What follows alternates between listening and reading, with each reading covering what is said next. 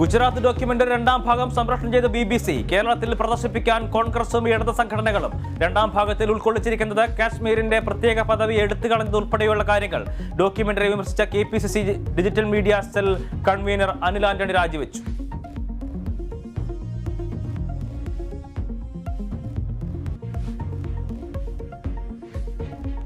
ജഡ്ജിയുടെ പേരിൽ പണം തട്ടിയ കേസിൽ അഭിഭാഷകരെ ഇന്ന് ചോദ്യം ചെയ്തേക്കും. കൊച്ചി കമ്മീഷണർ ഓഫീസിൽ ഹാജരാകാൻ സൈബി ജോസിന് നിർദ്ദേശം. ജഡ്ജിമാരുടെ പേരിൽ സൈബി തട്ടിയത് വൻ തുകയെന്ന് ഹൈക്കോടതി വിജിലൻസ് കണ്ടെത്തൽ. പാറശാല ഷാരോൺ വധക്കേസിൽ ഇന്ന് കുറ്റപത്രം സമർപ്പിക്കും.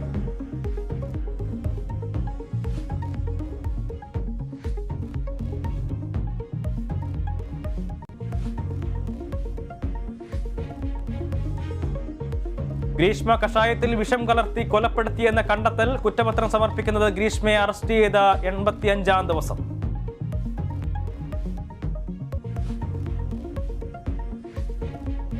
പെൺകുട്ടികൾക്ക് ഏർപ്പെടുത്തിയ വിദ്യാഭ്യാസ വിലക്ക് പിൻവലിക്കണമെന്ന താലിബാൻ ഭരണകൂടത്തോട് ഐക്യരാഷ്ട്രസഭ. വിദ്യാഭ്യാസ മൗലിക അവകാശം. പ്രാകൃത നിയമങ്ങൾ അവസാനിപ്പിക്കേണ്ട സമയമാണിതെന്നും UN സെക്രട്ടറി ജനറൽ.